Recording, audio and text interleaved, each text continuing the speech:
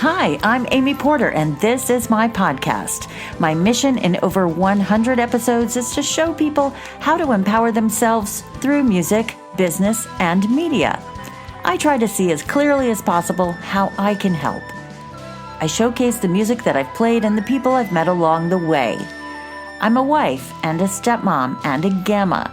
You might know me as a professor, performer, a producer, a publisher, a recording artist, and now an author. And I'm the founder of a couple of nonprofits.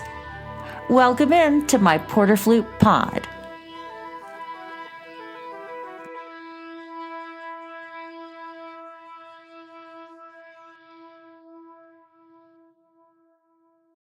Welcome to Porter Flute Pod. It's season 9, episode 6, and today we are celebrating a musical powerhouse. Joining me in the podcast with co-producer Alan J. Tomasetti is Allison Loggins-Hull. Allison is a composer, flutist, and producer whose work defies genre, ranging from symphonic music to film scores, chamber music, and electronic music. That's why the Washington Post called her a musical powerhouse. Her signature style of composing for orchestra is characterized by unique sonic effects that echo contemporary music production techniques. Her works are profoundly influenced by Black American music, creating a vibrant and kaleidoscopic sonic palette. Thematically, her compositions are deeply rooted in the experiences of community, culture, and life, offering a rich and evocative musical narrative. Her artistic reflections on Black stories, music, and experience have led to works aligned with Afrofuturism, a movement that imagines alternate realities and a liberated future viewed through the lens of Black cultures. Her recent and upcoming highlights include premieres performed by, so exciting, the New York Philharmonic, the Boston Symphony, the Cleveland Orchestra, Seattle Symphony, Toronto Symphony, Go Blue, the Knights, Third Coast Percussion, Apollo Chamber Players, and the National Orchestral Institute. Allison Loggins-Hull has served as resident artistic partner to the New Jersey Symphony since 2024. The 2024-25 season marked the last of her 3 years as the Lewis Composer Fellow with the Cleveland Orchestra, an engagement that focused on the narratives and history of Cleveland through the prism of one of the world's greatest orchestras, culminating in 3 world premieres and 2 portrait albums due in 2026. Allison also received a 2025 fellowship from the New Jersey State Council on the Arts and has been in residence at the Hermitage Artist Retreat. Known for her musical fluidity, Allison Loggins-Hull has performed as an accompanist to major pop artists, including Lizzo and Frank Ocean. She has performed on multiple blockbuster film scores and composed the score for Bring Them Back, an award-winning documentary executive produced by Debbie Allen about the legendary dancer Maurice Hines. I consider Allison my friend. Please welcome the incredible Allison Loggins-Hull to the podcast. Allison Loggins-Hull, welcome to Porter Flute Pod. Amy Porter. How are you? I'm better now. Oh, I'm so excited to see you. It's been too long. I had this epiphany one day and I just texted AJ, Allison, get her. And he did. Thank you for this moment with you through your management. We've worked it out. We've got great questions. So today's focus is all on you. And I'm going to ask you some great questions from AJ. Basically, we're going to say, Allison, what's new? Because I'm so proud of you, as I said in my my intro about you. I'm just so proud of you, and you've just leapt to the spotlight. So you've always had creative projects happening simultaneously. So what does your musical world look like right now today? Oh, wow. I love that question. So right now, in this moment, I am coming down from a pretty full season of first, really. I had 2 portrait albums that were released, my first portrait albums, and they were released. One was by the Cleveland Orchestra, and then another by members of the Cleveland Orchestra, so also associated with that relationship. So that was obviously a huge like peak for me, having just my own albums out there, just featuring my compositions, and one of the albums is called Loggins-Hull, the Cleveland residency, because I was in residency with the orchestra as a composer, and I also got to play with them, members of the orchestra, in several concerts as a flutist as well. But I was there for about 3 years, and this album really just captures that time and the music that we made during that time.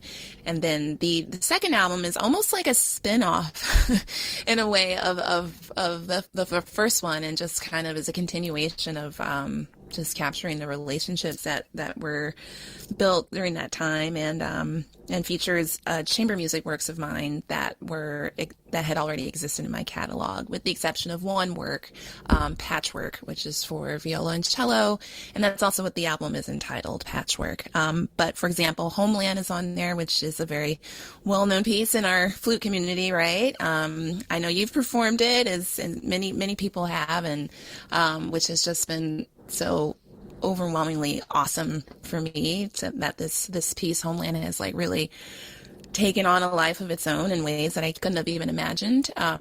But Joshua Smith, who is a principal flutist of Cleveland, recorded Homeland on that album. And that's actually the piece that introduced me to that orchestra, if you could believe it or not.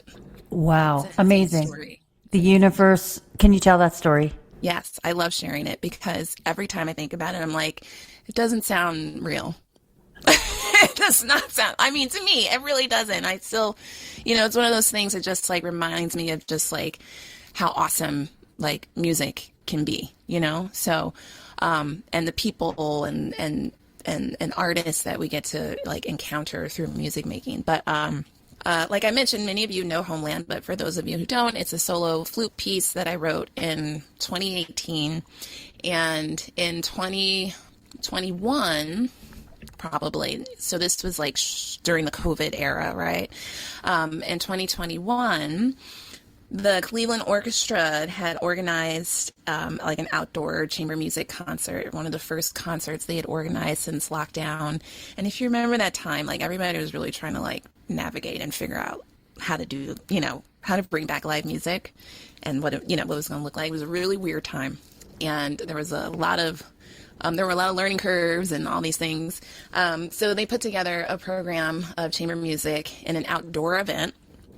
And, the nature of and the logistics of an outdoor concert, it's like programming can be kind of tricky, and figuring out how to make sure things are audible and this, that, and the other. So solo flute pieces can work really well. And Joshua Smith, their principal flutist, as I mentioned, he was working on Homeland, and he programmed Homeland, and it worked well for the rest of the program. So incidentally, Franz Welser-Merst, who is their music director, the conductor of the Cleveland Orchestra, was there. And that's also very unusual, because they weren't having a typical season, all things considered. So it's unexpected that the music director would be in town. And he lives, all over the world, back and forth between the United States and Austria. So he happened to be there, and after the concert, he asked Joshua more about me and like who I was, and he was like, "Oh, this is Allison Loggins-Hull. She's a flutist, but she's a composer. She wrote this piece, this, that, and the other." And then the next thing, like maybe a few weeks after that, I got contacted from someone from the orchestra, and they asked for scores.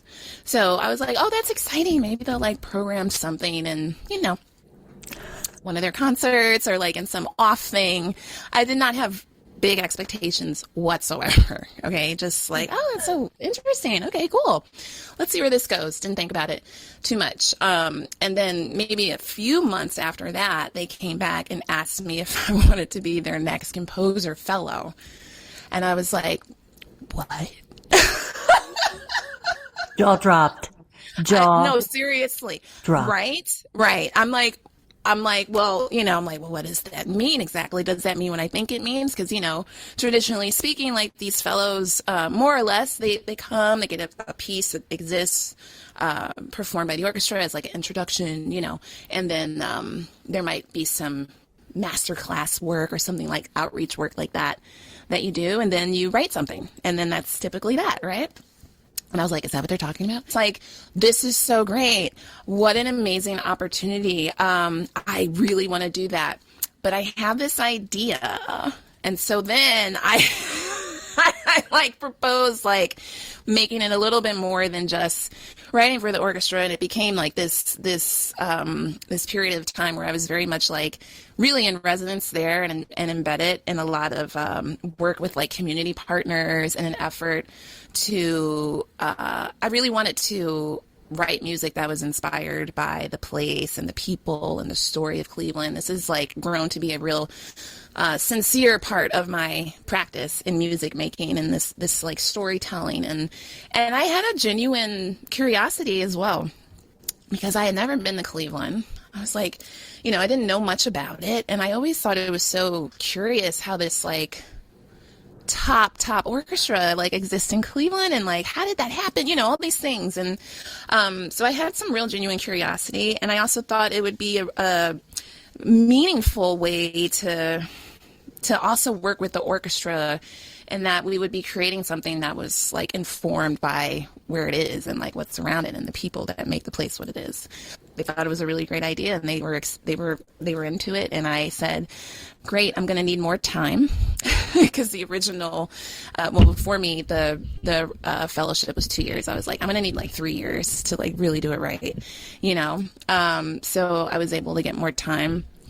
And that's how, that's really where this music came from. So it was a pretty awesome, I can't say enough, like from the top to bottom, experience, and full of a lot of surprises. But yeah, it happened because of Homeland. Just my heart is so full for you. I just want to know, how did this influence your composition? Like, did you go forward saying, okay, I wrote like this, I'm going to do something new, or did it influence you?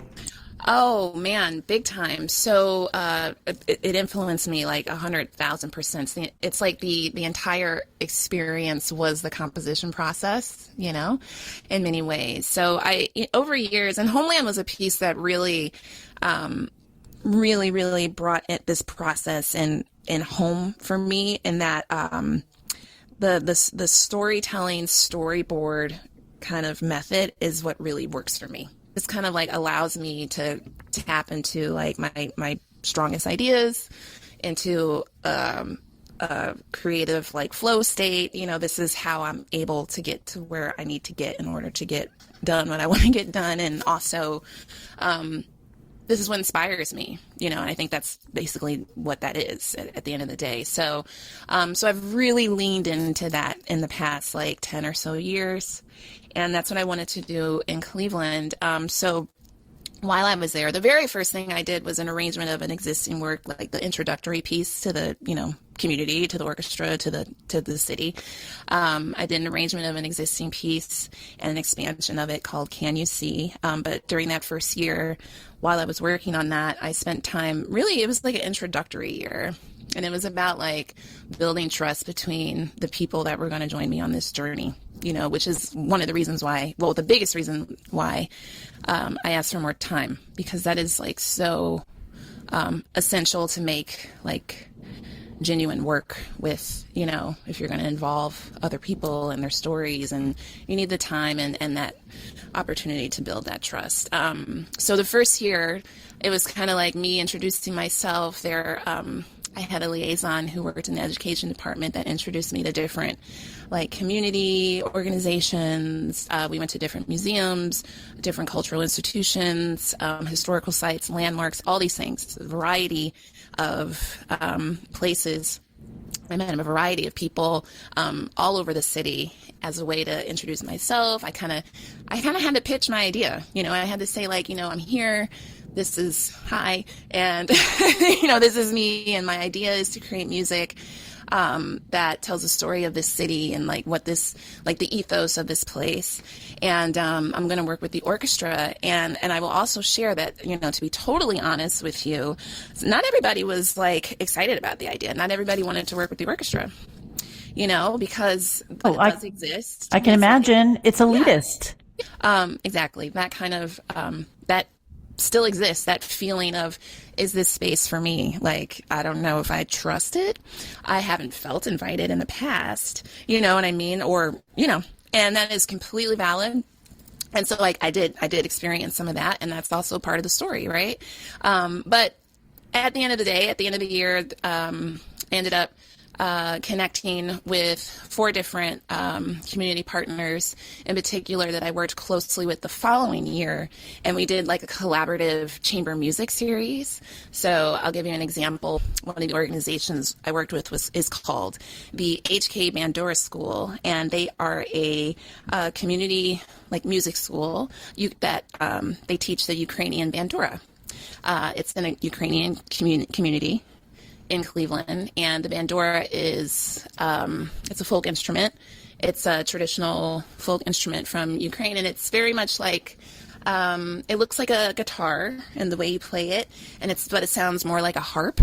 And so it's very like delicate sounding, very angelic. It's a beautiful instrument. It has a strong meaning to this community and to these people. And it's a tradition that they spend a lot of energy to keep alive, right? So that's an example of one of the partners I worked with. So we put on a concert together that highlighted the bandura, and I also programmed some music that's more like Western classical to kind of bring it together. And then we had members from the orchestra perform with them, and we did it in their place. You know, it was really great. So I did like three versions of that with a couple other partners. And then at the end of that season, the piece that I wrote was informed by the music of all of these things, right? I had been spending all this time like learning and being immersed in it. So that's what informed the piece that I wrote, which ended up being a piece called Legacy for String Sextet. And that's also on the album. That's how that work kind of played out. And I also played in a few of those, which was nice. And so it was just like a really, I don't know, it was an incredible way to just like engage with like everybody. And it had, you know, it was a time. It was a really memorable times. Your music does engage everyone. And when we learn Homeland, we read your words and they hit home to us. I want to thank you for knowing what you want, and then we all get to put it out there in the world as we see it. And I called you and I said, I want to play this piece and stop and say some words and then keep going and then stop and say the next verse. And you being very few words, you just said, that's fine. And I didn't need to ask anymore. I felt like I've spoken to enough composers to know that the birthing process does happen with the performance.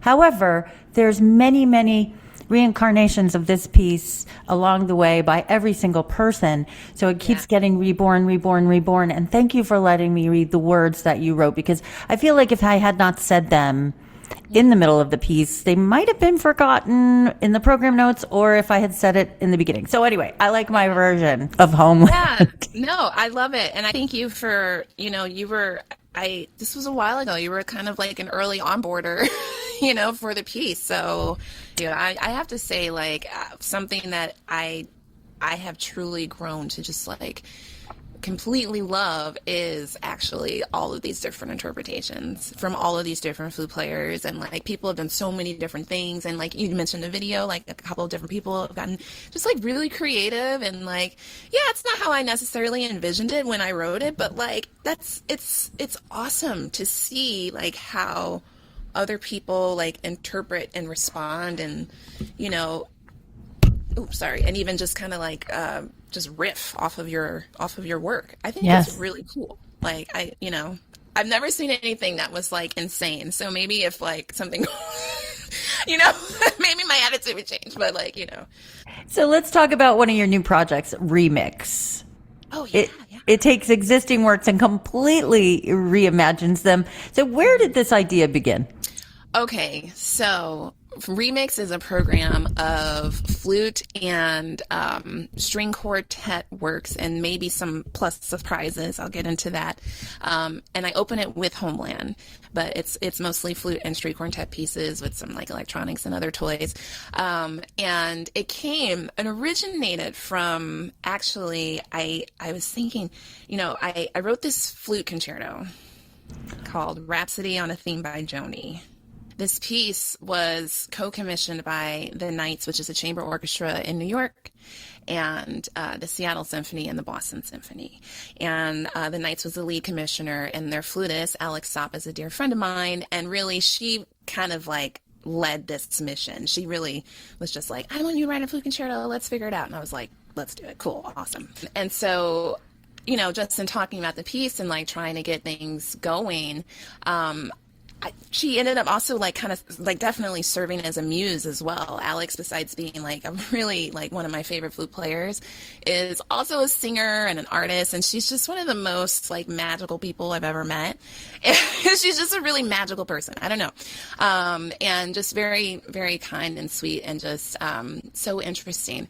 And she has her own album that she released a few years ago, The Hymn and the Haw, and it's so good, and I love it. And she sings and she flutes, and their lyrics are so quirky, and the music is whimsical, and her vocal and lyrical style, and even her flute playing, like her musicality, reminds me very much of Joni Mitchell. I ended up doing basically a theme and variations on My Old Man from Joni Mitchell's album Blue. And it's very like, it is a rhapsody, it's very like wide ranging in like tempos. It's very virtuosic. Very, it is definitely a concerto for sure. And I threw in a little like kind of like, if flute quotes in there. So it's very much a nod to the flute as well. It's just really like it's just inspired by things that I love. And yeah, so Alex premiered it with the Knights, and then Damari did it that spring. So this was not this past season, but this season before. And then Lorna McGee did it with Boston in January, and she's going to do it again this August in Tanglewood. So I wrote the Rhapsody, and in preparing for the premiere for Seattle, I was also asked to do like a program of my own. They have a little venue where they do like smaller concerts and kind of more like just like different kind of I don't want to say risky, but just more kind of like adventurous programming, for lack of a better word. I kind of hate that word, but I'm going to say that. You can kind of do different stuff there. So I was like, ooh, I'm going to remix some of my own pieces, because also I didn't have all the time in the world, but I was artistically like really interested in that too, because I have a history of working, and I still very much do like working with technology and electronics and things like that, and it's very much part of my repertoire and musical language. And I was like, ooh, what if I like take my own stuff and like remix some things for like me and like string quartet and like electronics and this and that. So I did a remix of the Rhapsody. And so for myself and string quartet and electronics. So did a remix of Homeland for myself and string quartet and electronics. So I opened the program with Homeland solo, and then I have two existing works of mine, Persist, which I wrote a few years ago for flute, string quartet, and electronics, and then another work called Band for flute, string quartet, and electronics, also written a few years ago. That's also on that program.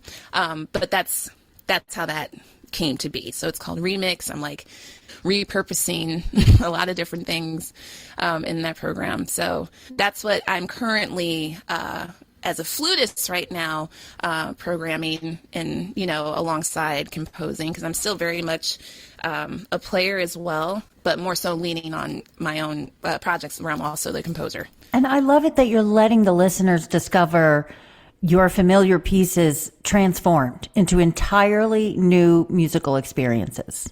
It's been fun. It's been really fun. I did it in Boston as well. So I've done it. I've actually done it 3 times. I did it in Chicago also with a string collective out there called Decomposed, based in Chicago. But so I've done it 3 times now, and it's been a lot of fun. A few times I've had some flutists show up, and they're like, "Oh my God, that's really I know Homeland, and that's cool how you did that." And I'm like, "Oh, it's so cool that you like." So. Let's talk about patchwork. Oh, yeah. It feels incredibly personal. So what ties these works together? Because as a listener, there's many different musical languages coexisting. And was that intentional from the beginning? I just think it's who I am. I don't know. It is. It's just like how it is. It's just always been like that. I've just always been unruly. I used to tell my mother that I was TOO. What's that? Two.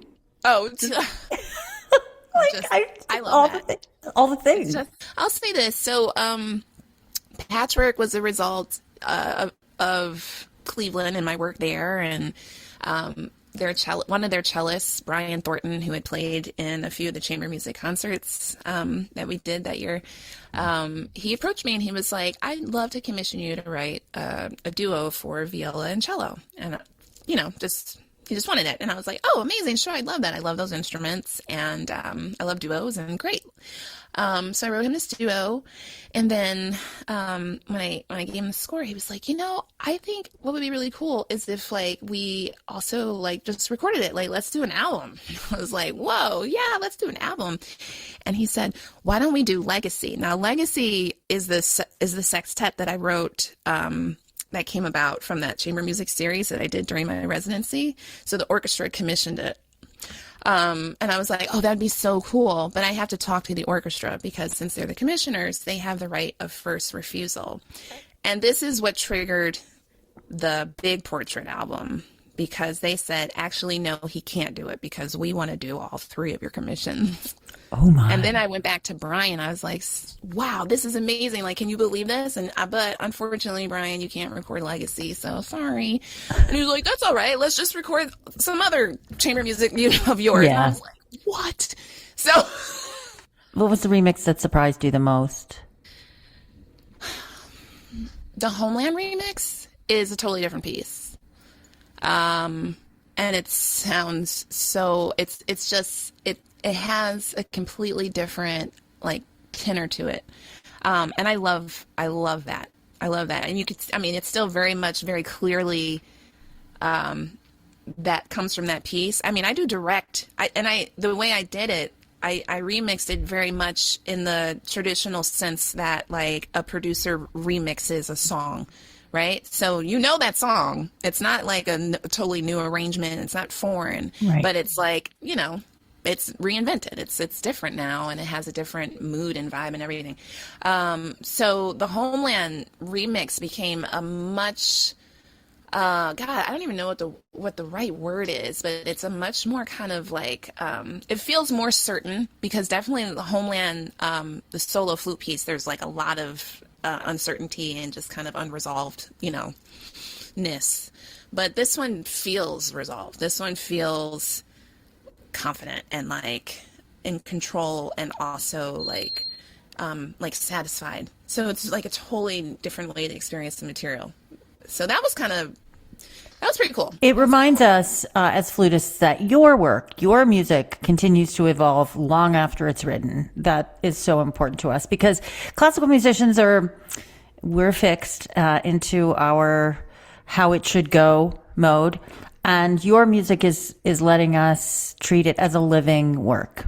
Oh, thank you. And kind of you saying that, like, tell me, do you agree? Do you feel like it sounds cliche, but do you feel like it's one of those things where it's like you like learn all the rules and then you like break them kind of thing? Learn everything and forget it. Yeah, right. Exactly. It's the oldest Zen lesson in the world. It's so true though, right? I say overanalyze and then forget it all. Just let it go. Yeah. So, I want to talk about something that's important to all of us, which is a word that some of you might not know, Afrofuturism. How are you bringing your music with Afrofuturism? And can you describe this word for the people who've never heard it? Because I've been living with it. Yeah. Sure, absolutely. I would say rooted at it is looking towards the future informed by the past through a lens of like coming through this kind of tragic past, but coming through stronger, and using that more as a engine to push ahead and to be ahead and to evolve and to get where you need to be.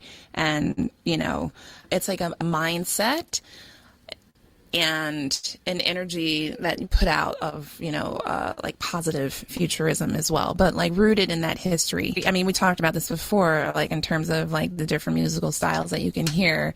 I am an African-American person, and that's pretty clear, I think, in my music making, and that's very clear in my musical influence, and that's a world that's very much a part. That musical world is just embedded in me since I was in utero, on a very deep level. And It's something that it's just there. It's like a thing I'm just like tapped into. It's just there, you know, and so for me, I associate that with like lineage, you know, with like an inheritance and what you're coming from. And I don't mean just genetically, I mean from experience and from, you know, life. And, I can only speak for myself, but I find that, my music making does oftentimes come from a place that I can't necessarily pinpoint. You know, I can't necessarily say like, oh, you know, I've been thinking a lot about this and I've decided that this is what my next move is going to be because I know the theory behind it and blah, blah, blah. Like, not at all. You know, it's so much of it is intuitive and I can't necessarily like trace it. So I believe that it's coming from something that is, you know, before me. And I use it as like a guiding force. I'm a person of African heritage, so that's what's behind me. All right, now, with that said, like my story, I'm an American, and my family has been here forever. I'm like my husband his parents are from Trinidad, and he always tells me and he grew up in New York, and he always tells me how I'm like the most American person he's ever met because we just go back so far, right? But with that being said, you know, I have all these other musical experiences and things that I love as well. You know what I'm saying? And I'm a student of music for life. So I'm one of those people where it's like, is it good? Great. I'm into it. Like, you know, I get excited about it. And it informs all my creativity. So of course and I'm a classically trained flutist. I mean, come on. So obviously that is a huge part of my musical voice too. But, you know, there are things that I just can't explain in a way that you know is normally explained, I guess you could say. So that's what I associate it with, and I lean into it, and that's what I personally feel like keeps me looking ahead. Mm-hmm. And I'm always thinking about like, oh man, I think about like what my dad went through, what my grandparents went through, what their parents went through, you know, all these things, mm-hmm. you know, mm-hmm. and it's wild. It's wild. The narrative really mm-hmm. brings a lot to music. Yeah. Do you usually start with like a rhythm or a harmony or a narrative like that, or improv or technology? Like when you're composing a new composition, where does that inspiration start? I will say that I need a story for sure. Yeah. I can't. I am someone who will just sit there and improvise and, you know, just let it happen for sure. I wouldn't say that I've had really strong ideas come from that. I'm not saying it's not possible, but my experience, I get the best ideas when I'm really inspired and intrigued by like a story. Right. And I'm a very visual person. I'm a visual learner. I'm a visual like listener. Mm-hmm. And so like the imagery of a thing, I have to have that like in my mind, and that's like that kind of guides my musical decisions. So that is consistent, but that could lead to, I mean, you should see some of my early sketches. There's no music for a while. But the once I start actually making the music, it depends. Like, I will probably, because I know the story, we'll call it that. Like it becomes a blueprint, you know? So I'll have an idea of what I'm going for. Like I know, like I think about Homeland. This is a piece that a lot of people will know. So we'll talk about that. Like, when I wrote that in 2018, so there was a lot of imagery of, like with water in it, but disturbing. So like the hurricane imagery was, you know, all this disaster, and then the Syrian refugee crisis and families on rafts and all these things, right? But so there's a lot of imagery of water, which is this like beautiful, powerful, necessary thing. But you know, they were unsettling images of water, right? So I wanted to start there.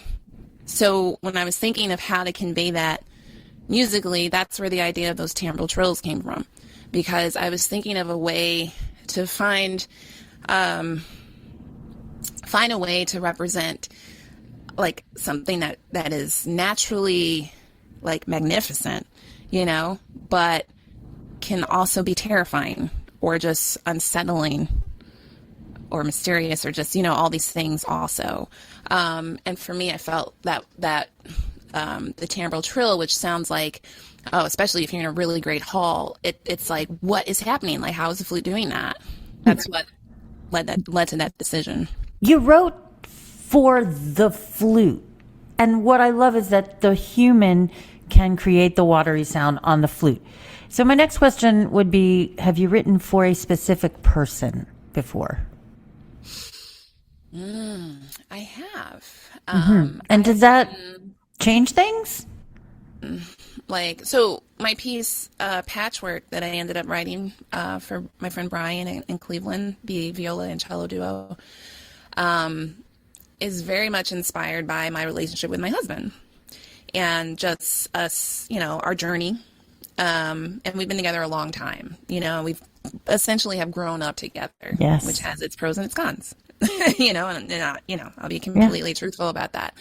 And just, when you're just with someone for a long time, there's just a lot of, there's a lot of, obviously a lot of growth that you two have to do together but a lot of choices that you have to make and, about just choosing to be there and choosing to like love and like what that really means and looks like and all these things. And, so for that piece, for example, I mean, super personal. And I was very much thinking about, my husband. I'll be open about it. It's no secret. It's in the program notes. So I guess maybe it's like the more personal, the more vulnerable you get, of course, and the more it's scary sometimes. Mm-hmm. I've gotten to this point where I've become less scared about sharing these things. Good. But yeah, it can be. I'll say that it can just be a little bit more scary, But I will say that I feel my best work has been the most vulnerable work for sure.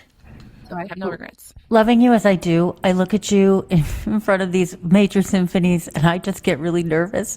I just like look at you like, I know. And you are, you're so humble and beautiful and you're just standing there as Allison.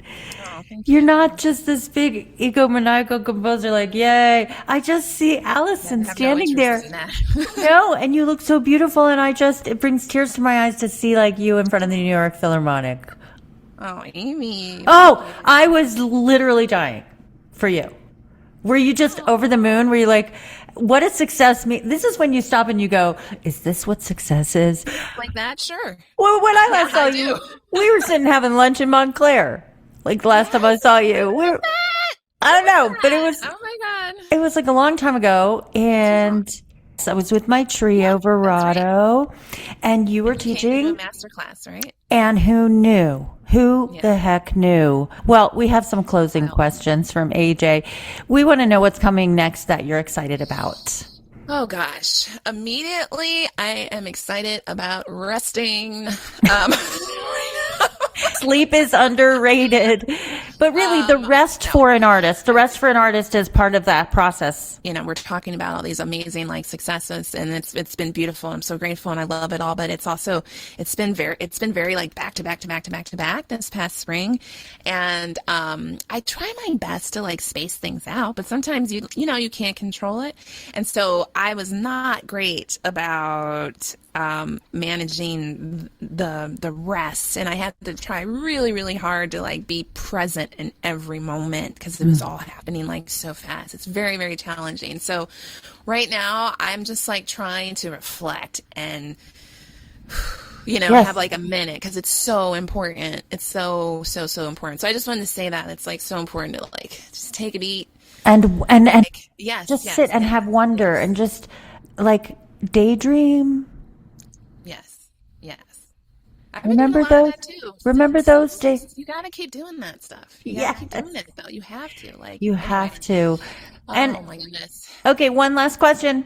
If listeners could take away one idea from your music, I know for me it's Afrofuturism.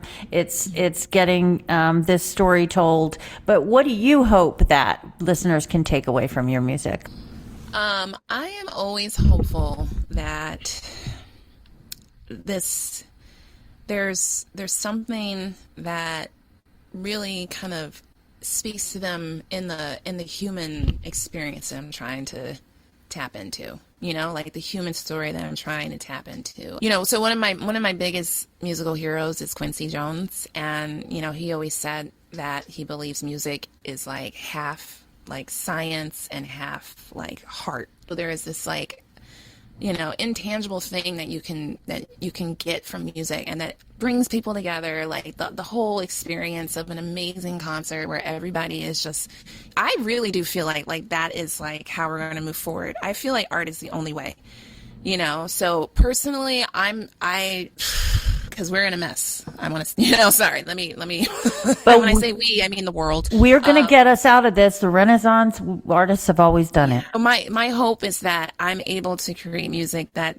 is able to get to people in a way that taps into that empathy, that taps into that understanding, that somehow gets us to like hear, oh, snap, like it's, there's some way forward, that's what also related to the whole like futurism thing. It's just like, so that's where I'm at right now. That's what I'm feeling like is part of my artistic responsibility and how I want to contribute to the world, and just also like how I personally want to experience music myself. So I'm hopeful that I'm able to speak to people in that way and tap into that side of them. Thank you. Thank you, Amy. Your voice is important. Thank you. I appreciate that. This was fun. And your vision is important. And I want to just make sure that we all completely support you 100% of the time. And I know I'm here for you. And oh, thank you, Amy. Yeah, this was fun. I'm so happy to see you. And it better not be as long as it has been. It won't be. Thank you from the bottom of my heart for being in Porter Flute Pod today. All right, thank you. You can learn more about my friend Allison Loggins-Hull at AllisonLoggins.com. That's ALLISONLOGGINS.com. Thanks for being in Porter Flute Pod. I'm so grateful for you.